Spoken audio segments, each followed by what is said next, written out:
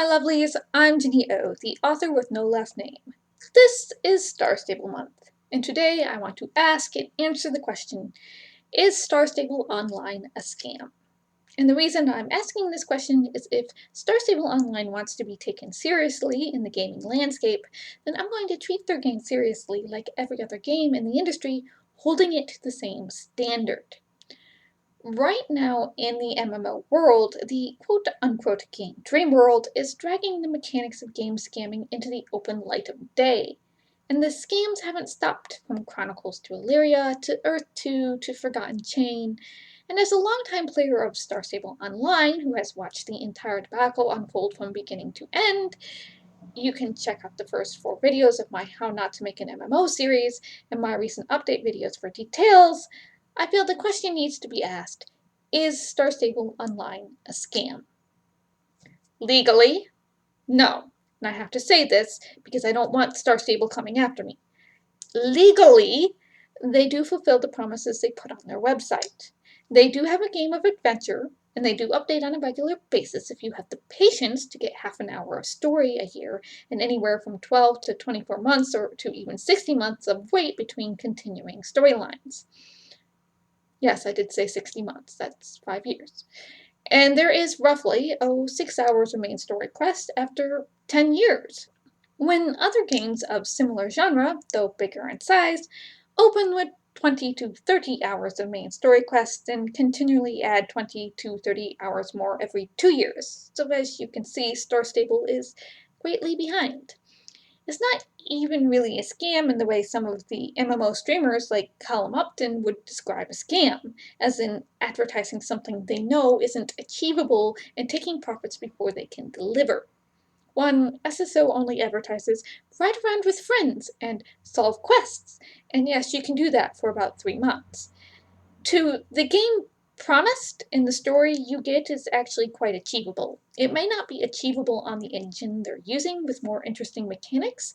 If they would just do a visual novel of fetch quests and spend the time to expand the map rather than making endless horses, they could actually achieve a story with a beginning, middle, and an end, and we could defeat Garnak in a relatively decent amount of time with the tech they have.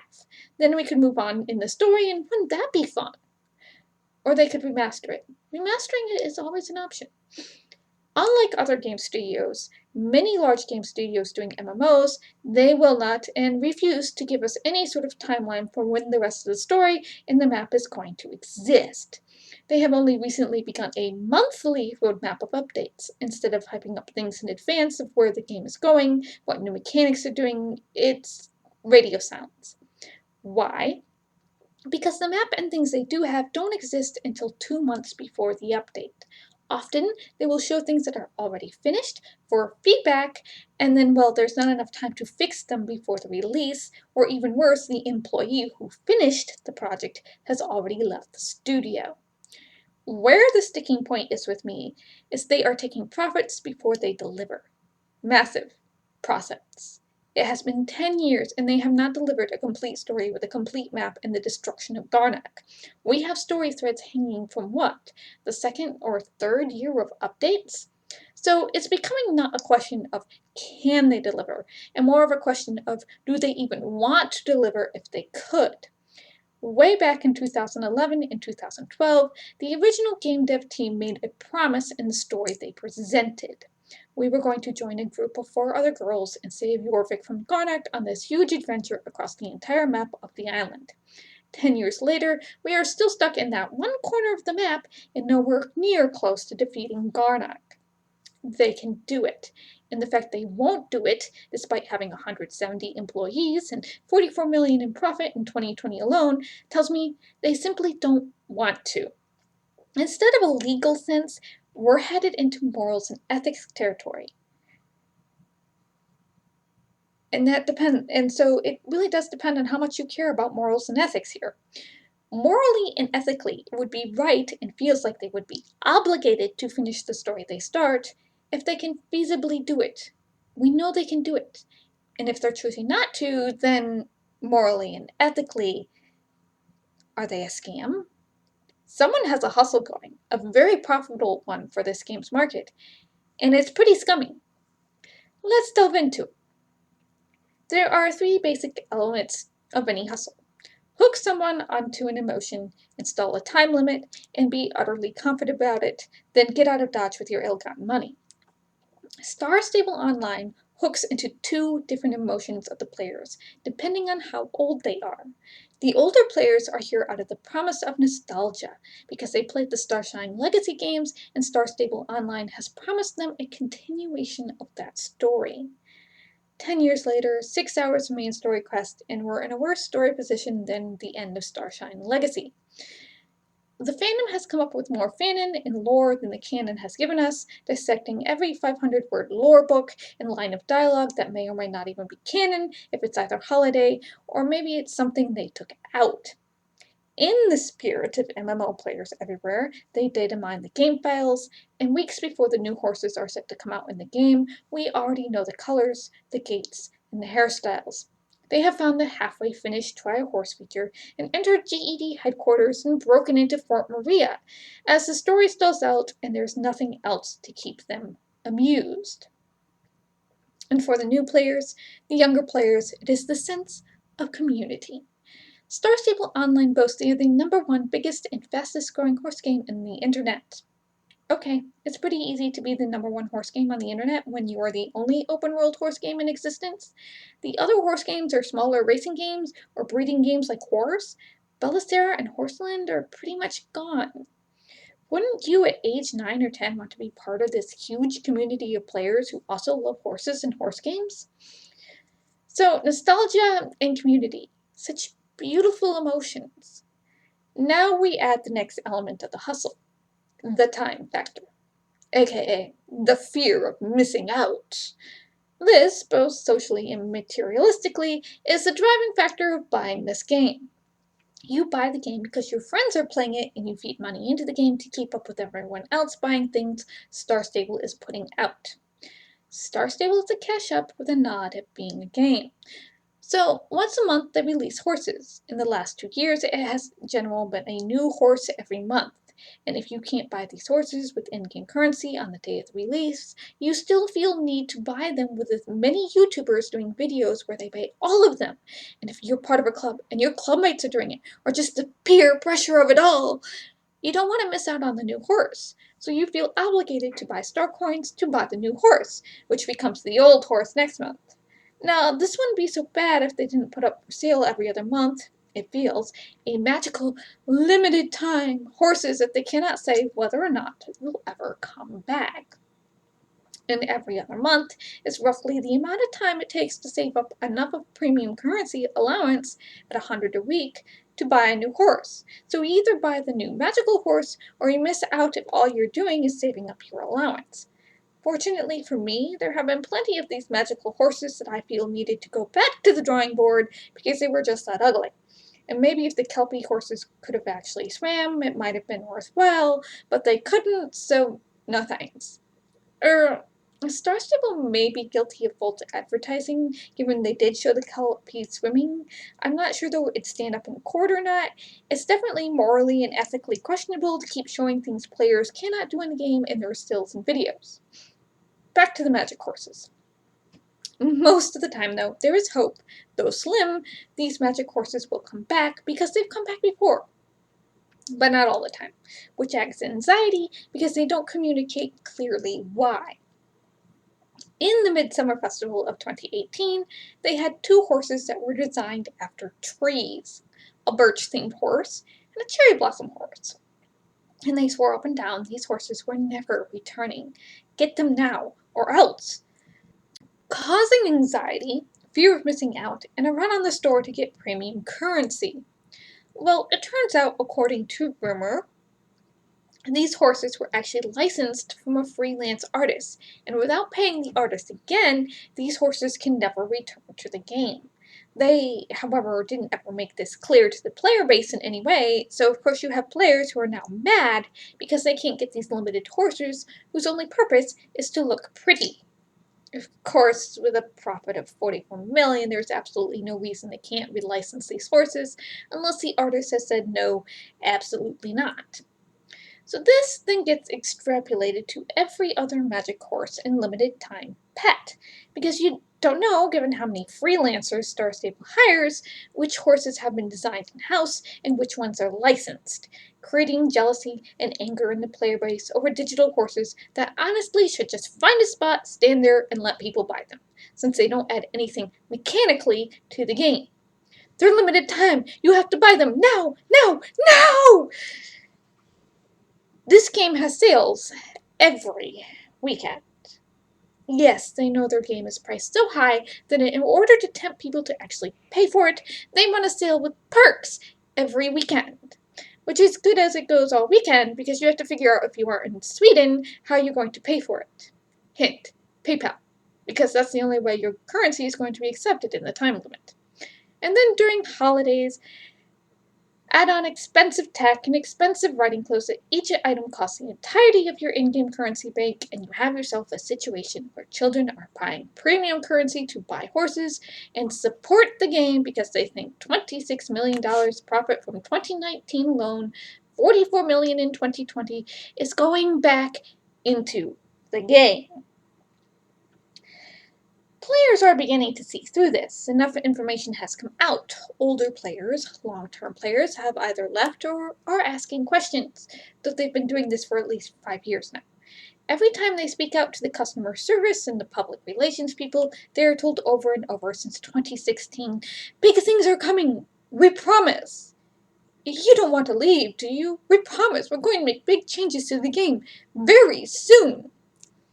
Re-wallpapering your assets over 3+ years and adding half an hour of story per year and 2 areas to the map that took maybe 4 months to make, maybe in 2021, isn't big things. There wasn't even a story update in 2020, but they were able to double the amount of horses they put out in a year. They can put in grind, new races, more horses, re-plug in old events, and add tack, and maybe 40 minutes worth of story, only 20 minutes of that being main story quest time. They can't seem to do anything large, like update the player characters to match the new Gen 3 style of the NPCs. Where is this big thing you promised since 2016? Where are the 3 to 4 hours worth of main quest story in one go? Where are these 1,000 quests per year total? Why are we wallpaping our places in tiny bits? If they did it all at once, it'd be huge. Now, 3 years from when they started, why are we still doing this? Why don't we have a complete map of New South Yorvik County in the 3rd Gen R style? There is still one very large area of the map that hasn't been opened. Why aren't all the old horses already 3rd Gen? And why in the world is there no trade-in system so I can trade my 1st and 2nd Gen horses for 3rd Gen horses? Where are the racing game mechanics? They promised something new back at the end of 2020. Where's the stat system I can control? Why is there no magic system yet? When can I customize my horse marking and coat color? When can I hold my pet? Or have a bird land on my arm or shoulder, like, they show in their pictures? So, more false advertising? When can I dye my clothes and adjust their stats? When can I learn skills, both magical and things like dressage moves, or fast up, or speed boost, or going down steep hills or sharp turns? Why, oh why, is there no horse bonding mechanics? When is the endurance mechanic returning? Oh, wait, you just took out the auto slow mechanic because it was unfair challenge and to make the game more accessible for disabled people. Okay then. Yay, accessibility! I'm happy to see you're thinking about accessibility. Never mind on that endurance mechanic ever coming back. Check. And when are we going to get housing and the ability to customize our stable? Oh, my house is too much trouble to put into the game and would take too much work, so it's probably not coming. Well, this couch and bucket and paint are worthless then. These are basic, very basic game mechanics, and wouldn't be considered big if this was any other game. 85 million known dollars, 103 with known investments and profits. And this game is so basic and bare bones, it's just a visual novel without any visual novel updates. I mean, come on, if you're going to keep your mechanics this basic, then at least give us the courtesy of updating the story. Or at least updating the quests so they're in coherent order. I guess they're no longer in coherent order, so there's no linear progression on how to unlock zones, thus confusing players. Whoops! And they're riddled with bugs because they keep wallpapering over their assets and somehow messing with all the other assets and the quests that are dependent on them, or just not moving them when they change the areas. Story updates, when they do happen, often have cliffhanger-style endings to them in order to keep players on the edge of their seat, wondering what is to happen next, and biting their nails so they stick around until the next story update, where they will, again, put in another cliffhanger. If you don't come to see the next story update, you won't know how it ends. You have to come back or miss out. It's the elevator method of storytelling, and it is the most basic and most abused method of storytelling there is. Dan Brown, E.L. James, Your First Fanfiction, leave the player or reading hanging so they'll come back to the next part to see how it all resolves, and then leave another cliffhanger. Instead of wrapping things up on a nice, neat note so the player can have a sense of accomplishment and take a bit of a breather to digest the story thus far. You can put in a dang hook without making it a life or death situation. We rescue Justin. Justin goes missing. Herman sacrifices himself so we can escape. We rescue Herman. We meet Madame X. Nothing else happens. We rescue Anne. We go on a nice ride and then have a vision that leads us to grind about Justin's mother and gives more questions than it answers. We wake up Fripp only to what? Lose Anne again? So far, the only plot that was mildly resolved was Mr. Anwar and Madison, and that's because he turned himself into a monster. Geez, not a great story decision. After a while, you get emotionally exhausted. If the story updated in a regular fashion, say every other month or even every 3 months, then this style of storytelling wouldn't be a problem. Which is what happened with the Madison storyline that frustrated me because her parents, Eric and Holly, but at least we got through it at a fair clip, even if it was 10 minutes at a time. But Star Stable Online has made it clear they will make us wait 5 to 10 years in order to finish up a plot point, only to turn around and have that very same character disappear or be kidnapped again. Even though the South of Madison plot shows they can put out story on a regular basis, even in 10 to 20-minute chunks. Why bother at this point? Anne can stay missing. I don't care. I have seen through this story manipulation. This is bad, since it took upwards of 6 or more years to rescue Anne from Pandoria. Her character isn't likable. Don't care. I have no fear of missing out, because there's literally nothing to miss out on. I can wait years, and nothing important will have happened. No storyline will have advanced in a significant way. There's no reason to fear anything other than maybe a pretty horse will come and go, and I will have missed it. Oh dear. Oh, you mean Anne and Fripp talk during a holiday event? So if a player comes into the story after the holiday event, they aren't going to know what she and Fripp said that was actually lore and rather important, unless maybe if you watch a Let's Play of that specific week of the event. And would they know to do that? Why isn't this being put into the main story plotline quest setup? Oh, because you needed content for a holiday update, and instead of making story for those holidays, you just want to go, oh, this is where we are in the main story, and no matter it's going to spoil the story for these news players we care about so much who haven't finished the main story quest. They hyped the 10th birthday event up to and including a free horse, only for it to be pretty much like every other birthday event, with a few frustrating missions, self-guided tours, selfie walls, and a clue game of Wild Goose Chase added on for meaningless prizes. No story of decorating or making the cake. People logged in, and 3 days later they were gone. And yes, they do all this with absolute confidence, if not downright arrogance. They assure you constantly they know what they are doing. They tell us they are getting new technology. Okay, maybe for your new game project, but not for Star Stable. That's their proprietary engine, according to their job ads. I'm making faces. We're told if we need to leave, we can. If we come back, then Jorvik will be here. Imagine the arrogance and gall to say, well, we've been milking your anxiety on the fear of missing out for so long, but hey, we all also admit we're lying through our teeth about big things coming, so you can leave for as long as you want, and we'll be here almost exactly the same as when you left, just wallpapered over some areas, lots of more horses, grind in maybe an hour of story. This game is not even at the standard of 2015, or well, the previous games in the series, so let's say 2008. Sure, it looks pretty, and they've definitely upped their game on animations. This doesn't play mechanically like a game that makes $143.5 million estimated in the last 5 years, so the company's worth is at an estimated $72 million. Money they've made off of children. Children who don't know better because they trust SSO, and they don't know industry practices and don't know how to find this profit information. If SSO says making a game is hard, then the players believe them. Yes, making a game is hard if your engine is 12 years old and runs like a Windows program on a Mac circa 2006. And guess what? Even Microsoft has fixed their programs to work on a Mac since then. This is how Star Stable PR and customer service and a few outspoken game devs react when it is pointed out to them they aren't doing what they claim they are doing. They make themselves the victim. Making a game is hard. Why does everyone hate us? It's emotional manipulation. It drags out the destructive defenders who want to say Star Stable can do no wrong and we're overacting and whining. So we're back to point one, emotional manipulation abuse without any seeming shame.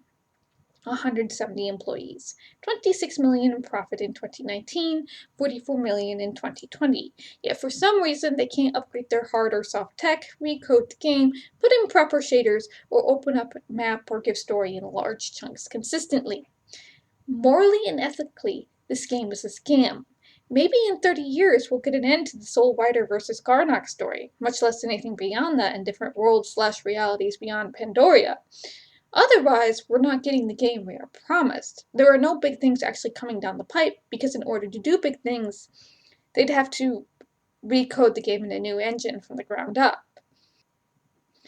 My point is, Star Stable Entertainment is not a small studio who is not making a profit anymore. They have made a massive profit. So there is literally no excuse for the game to be in the state it is in. They are making a profit before they have finished the promise of the game. Defeat Karnak, save your buck. Legally, because they do have a game out and they update the story at least once a year, except in 2020, they can pay lip service to their game full of adventures, solving quests, and story with your friends. Ooh, solving fetch quest. Yeah, sure, maybe throwing in a point A to B race for spice. So mysterious. Cliffhangers do not automatically mean mystery.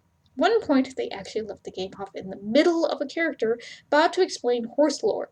That wasn't mystery, that was reach into the game and punch someone. Just tell me at this point. You've been holding out on horse lore for 7 to 8 years. Just tell me. So for them to be emotionally manipulating their player base and ignoring our concerns and trying to turn it back on us, making them the victims of our game we have paid for and aren't getting the story or even mechanics promised, is disgusting. Star Stable is morally and ethically a scam. They grab the emotions of their player base, constantly put in limited time items, and boast about something big is coming so you'll stick around. Tell you to trust them because they make games, and then never deliver. And when you point this out, say, making games is hard, and you're just salty, and what do you expect us to do? Actually deliver something other than premium currency horses? That takes a long time. Makes map in 2 months. Or we can assure you we've done the research and know how to make games. Trust us, really. No one who is trustworthy needs to tell you they're trustworthy. A broken engine. Code so bad it's the worst in the industry. Rotating teams. Work on what you want Friday. Books, cartoons, music, useless apps, a brand new game project. None of this is taking the millions of dollars the players have given them and putting it back to where it counts. Star Stable Online, to even give us the baseline of a normal MMO. 20 hours of main quest story content. It's a scam, an ethical and moral scam. I know the people who probably need to see this won't, and they might not believe it even if they do. The fact this game is still around shocks me and shocks former employees given how badly it is done and it is going. And the only reason I can fathom it is still around at all is because it is the only game of its type on the market. As soon as another game with better mechanics and graphics and actual gameplay comes out, this game will be abandoned to die the inevitable death or have to suddenly adapt to the new paradigm. The only way to change it from the player end right now would be to make a hard, extremely organized strike. A strike I can't see happening. First, you make the servers dead. I mean, they have to be tiny if only 3% of the player base is actually playing. You stop buying star coins, and then you crash the servers repeatedly on certain dates until the higher-ups are willing to negotiate as their server time numbers and profits are dropping drastically over a month. You bombard PR with feedback that's fix your game and pay your workers until it can't be ignored and they have to give this report to the management. Now, if Star Stable Entertainment AB actually changes their ways, well, I will make new videos and give them credit where credit is due. However, until then, I have plenty to work I need to do on Mystic Riders MMO, characters to draw out, Unreal Engine 5 to sigh over in hopes we can use it, and get this stuff together so we can get grant money or investor money and get a pitch together. Because if SSO wants to leave that 85 million on the ground and do nothing with it and ignore 97% of the player base, they can. I won't. There's a hole in the market, and more people are finding reasons to quit Star Stable, which is coincidentally my next video. So take care of yourselves, my lovelies. Bless, stay safe, and as always, I will see you in the next video.